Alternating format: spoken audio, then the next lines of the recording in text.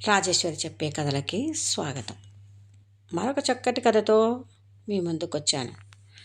ఈరోజు కథ బంగారు గాజులు. కథా రచయిత గారు యలమర్తి అనురాధ గారు. ఇక కథలోకి వెళ్ళిపోదాం.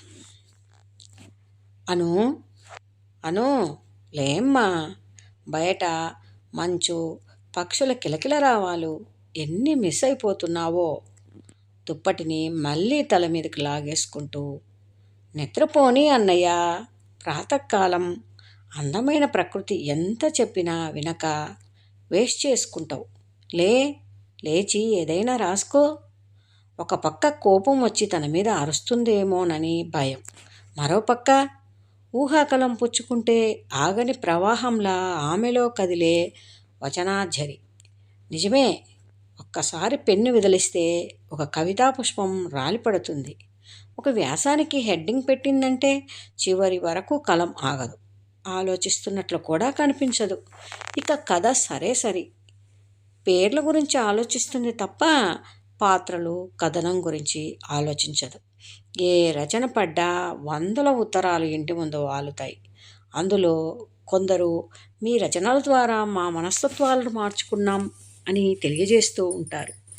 ఏకసంధాగ్రాహికి ఆ ఒక్కసారి చదవటం బద్ధకం అన్నట్లు ఈ నా తల్లికి ఆ కలం పట్టడమే బద్ధకం. ఈ బద్ధకం ఎప్పుడు నా చెల్లిని వదిలిపెడుతుందో ఆ రోజు దేవుడికి 100 కొబ్బరికాయలు కొడతాను అనుకున్నాడు మనసులో. అన్నయ్య కామ్ అయిపోవటంతో వెళ్ళిపోయాడని హాయిగా పడుకోవచ్చు అనుకుంటూ కళ్ళు అరాకొరగా విప్పిన ఆమెకు ఆరాధనంతా కళ్ళల్లో నింపుకొని తన వైపే చూస్తున్న అతను కనిపించాడు. వాడినలా చూడాలనిపించినా ఇప్పుడు లేపి ఏదో ఒకటి రాయమని షంటుతాడు. చక్కటి నిద్రపోతుంది అనుకొని తల దాచుకొని కళ్ళు మూసుకొని, అరే దొంగ, నీ దొంగ నిద్ర నాకు తెలీదు అనుకోకులేమ్మా. విసుగు విరామం లేకుండా అలా బతిమాలుతున్నాడు. అరే నన్ను వదిలి లేచాక రాస్తానులే గునుస్తున్నట్లుగా అనేసి 3 అంకెల మునగ తీసుకొని పడుకుంది. ఇక బ్రహ్మరుద్రాదులు వచ్చినా లేవదు. నిరాశతో కదిలాడు. రచనలు చేసే వాళ్లకు చాలామంది మూడు ఉండాలంటారు. అదేమిటో అన్వేషితకి అదేం లేదు. ఎప్పుడు ఏది తలుచుకుంటే అది చేసేస్తుంది. ఒక కథ అయినా అంతే. అనుకోవటం అంటూ జరగదు, కానీ అనుకుందంటే చక్కగా రాసేస్తుంది. రాయాలనుకుంటే ఆమెను ఎవరూ ఆపలేరు. పక్కనే నానా రగడ జరుగుతున్నా తన పని ఏమిటో తనే. అప్పుడు ఆశ్చర్యపోవటం తన వంతు అవుతుంది. కానీ అలాంటి క్షణాలు సంవత్సరానికి 1-2. తన చిన్నారి చెల్లి, ఇంకా చెప్పాలంటే తన బంగారు తల్లి, తనకి అంత శక్తి ఉండి ఇలా ఎప్పుడో ఒకసారి రాయడం అతనికి నచ్చదు. నిరంతరం ప్రవహించే నదిలా ఆమె కలం వరకలు వేయాలి. అవి వేలాది మంది, లక్షల మంది చదివి ఆమెను మెచ్చుకొని ఆశీర్వదిస్తుంటే ఆనందంతో తన కళ్ళకు ఆనంద బాష్పాల పొరలు క్రమ్మాలని తీవ్రమైన కోరిక. అది తీరేది ఎప్పుడో. ఇదిగో తెల్లవారి 7 గంటల దాకా నిద్రలేవదు. ఏమిటోరా, నాకు తెల్లవారుజామున లేవాలంటే బాగోదు. ఆ టైంలో వెచ్చగా దుప్పటిలో ముసుగు తన్నేయాలి గాని అంటూ రాగాలు తీస్తుంది. అంటే తను కరిగిపోతాడు. అడుగు వేస్తే ఎక్కడ కందిపోతుందోనని తన చెయ్యి మీద నడిపించాలనిపిస్తుంది. అమ్మ నాన్న యాక్సిడెంట్లో చనిపోవడంతో ఒకరికొకరం అయ్యాం. అందరూ ఉన్నా అందరికీ దూరంగా ఉండటం. ఎప్పుడు అమ్మ నాన్న గుర్తుకొచ్చి అది బాధపడుతుందోనని ఆలోచన రానివ్వకుండా అణువణువున ప్రేమ నింపుకొని అపురూపంగా చూసుకుంటున్నాడు. ఇంకా ఎవరికైనా పంచడానికి అసలు ఎవరైనా ఉంటే కదా. దాని నోట్లోంచి ఇది ఉంటే బాగుంటుందేమో అనే లోపే అది అక్కడ ప్రత్యక్షం. వంట కూడా తనే చేస్తాడు. తను అంతే. ఎందరూ అతి అనుకున్నా ఈకేనా పెద్ద చెల్లి ఉంది అని ఎందరు ఈర్ష్యపడ్డా పడని, తను మాత్రం తన చెల్లిని అపురూపంగా చూసుకోవాల్సిందే. నోరు తెరిచి ఇది కావాలి అని ఒకటి కూడా అడగదు. తనేం కావాలో అన్నీ తనే అందిస్తాడు. అలాంటిది ఒకరోజు, అన్నయ్య పిల్లల మధ్య గడపటంలో ఉన్న ఆనందం మరి దేనిలోనూ ఉండదు. నేను టీచర్ కావాలనుకుంటున్నాను. బీఎడ్ చదువుతాను అంది. అంటే వెంటనే అప్లికేషన్ పెట్టడం, గవర్నమెంట్ కాలేజీలో సీటు రావడం, రాజమండ్రికి ట్రాన్స్ఫర్ చేయించుకోవడం అన్నీ అంచెలంచెలుగా జరిగిపోయాయి. ఇక 2-3 నెలల్లోనే చదువు అయిపోతుంది కూడా. అప్పుడు తన బుజ్జి చెల్లెలు ఒక టీచర్. ఎంత పెద్దయినా తన కంటికి చిట్టి తల్లిగా కనిపించే తన చిన్నారులకు పాఠాలు చెప్పటం. కూర మాడువాసన వస్తోంది. అయిపోతుందేమో అను గురించి ఆలోచిస్తూ ఇంతే గ్యాస్ పొయ్యి ఆర్పి వంట అయింది అనిపించాడు. చెల్లి అని పిలిచాడు. పలకలేదు. ఇలా కాదని బుల్లి గడియారాన్ని తెచ్చి దాని నెత్తి మీద ఒక నొక్కు నొక్కాడు. అంటే అది ఇట్ ఈజ్ 7 o'clock అని టైం చెప్పింది. అదే తన కార్యక్రమం అన్నట్టు. టక్కున దుప్పటి అవతలకి విసిరేసి గుడ్ మార్నింగ్ అన్నయ్య. ఇక చక్రం లెక్క తిరిగితే కానీ కాలేజీ టైంకి రెడీ అవ్వదు. బ్రష్ మీద పేస్ట్ వేసి ఇచ్చాడు. అది నేను వేసుకోలేనా? టైం లేదు కానీ చెయ్యి, తర్వాత టిఫిన్ ఎగ్గొడతావు, అందుకే ఇదంతా. బ్రష్ చేసుకొచ్చేటప్పటికీ పాలు వేడి చేశారు. పాలు తాగుతుంటే స్నానానికి నీళ్లు తోడాడు. 4 చెంబులు గుమ్మరించుకొని బయటకు వచ్చింది. ఈరోజు అసైన్మెంట్కి బొమ్మ వేసి రంగులు స్కెచ్తో పాటు వేయటం మర్చిపోయింది. అది ఈరోజు సబ్మిట్ చేయాలి. ఎలా అనుకుంటూనే బొట్టు పెట్టుకొని జడ వేసుకుంది. ప్లేట్లో ఇడ్లీ పచ్చడితో రెడీ. అన్నయ్య, నిన్న వర్క్ కంప్లీట్ చేయలేదురా, ఈరోజుకి టిఫిన్కి వదిలే నన్ను, అది చూసుకొని. అవును బంగారు, అది ఎప్పుడో రెడీ. స్థిమితంగా కూర్చొని టిఫిన్ తినురా అని తనే ఇడ్లీ తుంపి పచ్చడి అద్ది నోట్లో పెట్టాడు. ఈ అభిమానానికి కళ్ళల్లో నీళ్లు తిరిగాయి. పొలమారింది. వెంటనే తన పైన తడుతూ మంచినీళ్ళు అందించాడు. ఈ తలుచుకునే వాళ్లకు బుద్ధి లేదు. టిఫిన్ కూడా తిననివ్వరు. నన్ను ఎవరు తలుచుకుంటారా, నువ్వు తప్ప. నేనైతే నిన్ను తలవని క్షణం ఉండదు. 3 ఇడ్లీలు తిని చాలు అన్నయ్య అంది ముఖం బాధగా పెడుతూ. అసలే చిన్నవి, ఇంకొకటి తినేసి ఆపే. మధ్యాహ్నం దాకా ఉండాలి కదమ్మా. సర్లే అంది. ఇప్పటి నుంచి అలా మాట్లాడకుంటే 1/2 డజన్ తినాలంటాడు. అందుకే ఈ టెక్నిక్. చార్ట్ చుట్టూ పాడవకుండా పేపర్ చుట్టి రబ్బర్ బ్యాండ్ వేసి ఉంది. అన్నయ్య ఫినిషింగ్ టచ్ ఇచ్చాడంటే తను చూసుకోనక్కర్లేదు అనుకుంటూ కాళ్ళను చెప్పుల్లో దూర్చింది. పరుగులాంటి నడకతో బయటపడుతూ అన్నయ్య వెళ్ళొస్తానురా అంది. అలాగే, జాగ్రత్త, టైం ఏమీ అవ్వలేదు, కంగారు పడకు అని టాటా చెప్పి లోపలికి వచ్చేశాడు. ఇక తను ఆఫీస్కి తయారవ్వాలి. అనుని పంపితే గాని తనకు ప్రాణం కుదటపడదు. దానికోసం ఎంత శ్రమపడినా బాధపడడు. పైగా ఎంతో తృప్తి. ఏ జన్మ అనుబంధమో దానితో మంచి మంచి కథలు రాయించాలనే తన కోరిక తీరటం లేదు. అదొక్కటి తీరితే చాలు. మళ్ళీ నీ ముక్కు ఏదిరా అంటే తల చుట్టూ తిప్పి చూపించినట్టు తల ఆలోచనలు మళ్ళీ అక్కడికే వచ్చి ఆగాయి అని తలుచుకొని నవ్వుకున్నాడు. ఎంతసేపు నా గురించేనా నీ ఆలోచనలు? నీ గురించి ఆలోచించుకోవా అని అను అడిగే తీరు గుర్తుకొచ్చి, నా గురించి ఆలోచించుకోవటానికి నువ్వున్నావుగా అనే రొటీన్ సమాధానం కూడా గుర్తుకు వచ్చింది ఆ క్షణంలో. ఎప్పటికీ తామిలా ప్రేమగా ఉండిపోతే అంతకన్నా ఆనందం ఏముంటుంది? పోట్లాట అనేది తమ దగ్గరికి రాకూడదని తన అభిప్రాయం అయితే అన్నీ తనే చేస్తున్నాడని విసుక్కుంటూ అలుగుతుంది అను. 7 గంటలకు లేస్తే పనులు ఎలా అవుతాయో ఏమిటో పిచ్చి తల్లి అనుకుంటూ ప్యాంటు షర్టు వేసుకొని గదికి తాళం వేశాడు. గదికి తాళం వేసినట్టే ఆలోచనలు ఆపటానికి కూడా తాళం ఉంటే ఎంత బాగుంటుంది. కాలేజీ నుంచి తిరిగి వస్తున్న ఆమెకు వెళ్ళగానే టీ కప్పుతో ప్రత్యక్షమయ్యే అన్నయ్య గుర్తుకు వచ్చాడు. సంతోషంతో హృదయం బరువెక్కింది. ఎంత ప్రేమ! కంటికి రెప్ప అయినా ఏమారుతుందేమో కానీ తన అన్న అంతకంటే మిన్నగా చూసుకుంటాడు. ఈ జన్మకిది చాలు. అన్నయ్య మాట తను ఏదీ కాదనదు. అదొక్కటి తప్ప, అదే కథలు రాయటం. నిజమే, వాన కురుస్తున్నప్పుడు బాల్కనీలో కూర్చొని రాసుకోవాలనిపిస్తుంది. వెన్నెల చల్లగా దూదిపరుపులా పరుచుకుంటే కవిత్వం దానంతటా అదే వస్తుంది. ఉన్నట్టుండి ఏ ఆడపిల్ల వరకట్నపు చావుకో బలైపోతే ఆమె బలహీనతను తిరస్కరిస్తూ అందుకు కారణమైన వారిని కలం కత్తితో చంపేసేట్లు ఆవేశంగా రాయాలనిపిస్తుంది. అప్పుడు తన కలాన్ని ఏ శక్తి ఆపలేదు. ఎందుకు కథల వైపు తన ధ్యాస వెళ్ళడం లేదు. అప్పుడొకటి అప్పుడొకటి అది ఆకాశవాణి యువరానికి మాత్రమే పరిమితం అన్నట్లు రాయటం. ఏ పత్రికలకు తను రాయకపోవడం అన్నయ్యకు ఇష్టం ఉండదు. కవితలు వ్యాసాలకే పరిమితం అయిపోతావా, మంచి కథ రాయరా, బంగారు గాజులు కొని పెడతాను అన్నాడు మొన్న ఈ మధ్య. నిజంగా అందరి ఆడపిల్లల్లా బంగారంకి ఆశపడుతుందా? నెవర్. కానీ బంగారం లాంటి అన్నయ్య ప్రేమకు కట్టుబడుతుంది. మేలిమిలా మెరిసిపోయే ఆ మనసుకి పాదాభివందనం చేస్తుంది. దానికోసం తన ప్రాణాలైనా పణంగా ఇవ్వగలదు. అలాంటిది అన్నయ్య అడిగితే కథ రాయలేదా? కాకపోతే అదేమిటో తెల్లవారుజామున లేవాలంటే తగని బద్ధకం.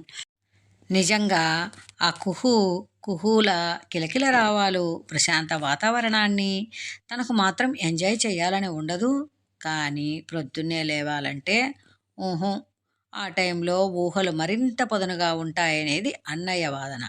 అప్పుడైతే నేను ఇంకా బాగా రాస్తానని, ఆ టైంలో లేపాలని ప్రతిరోజు ప్రయత్నిస్తాడు. కానీ తను ససేమిరా వినదు. ఆ ప్రయత్నమే చెయ్యలేదు ఎందుకో. ఆ ఆలోచనే తనకు నచ్చదు. లేచిన ఏ పని తనతో చెయ్యనివ్వడు. పెళ్ళయ్యాక ఎలాగూ తప్పదు, ఇప్పుడైనా సుఖపడు అంటాడు. ఇన్నాళ్ళు తన్నంత అపురూపంగా చూసిన అన్నయ్యకు అంతకంటే మంచిగా చూసుకునే వదిన రావాలి. అప్పుడు కదా తనకు ఆనందము. ఇంతకీ అన్నయ్య కోరిక తీర్చే మంచి కథ రేపే స్టార్ట్ చెయ్యాలి. దేని మీద రాయాలో ఈ రాత్రే ఆలోచించుకోవాలి. ప్రొద్దున అన్నయ్య కంటే ముందే అలారం పెట్టుకుని తెల్లవారేటప్పటికి వాడి ముందు వాడు కోరుకునే కథ పరవాలి. దేవుడా, దేవుడా, రేపు ఒక్కరోజు నా బద్ధకం తమ్ముడిని పక్కకు తీసుకెళ్ళు అని ప్రార్థించింది. ఉదయం లేచిన దగ్గర నుంచి సాయంత్రం దాకా తన ఆలోచనలు, అనుభవాలు పూసగుచ్చినట్లు అన్నకు చెప్పే ఆమె ఆ రోజు తన ఆలోచనలను అతనికి తెలియనివ్వలేదు. అతన్ని ఒక్కసారిగా ఆశ్చర్యంలో ముంచెత్తాలని, అసలు ప్రింట్ అయ్యాక చూపిస్తే మరింత థ్రిల్ అవుతాడేమో చూద్దాం. ముందు రాశాక కదా చాలామంది ప్రజలకు బ్లడ్ డొనేషన్ గురించి అవగాహన తక్కువని, దాని గురించిన కథ రాసి సందేశాన్ని ఇద్దామని దృఢ నిశ్చయం చేసుకున్నాక కానీ ఆమె కంటి మీద కునుకు రాలేదు.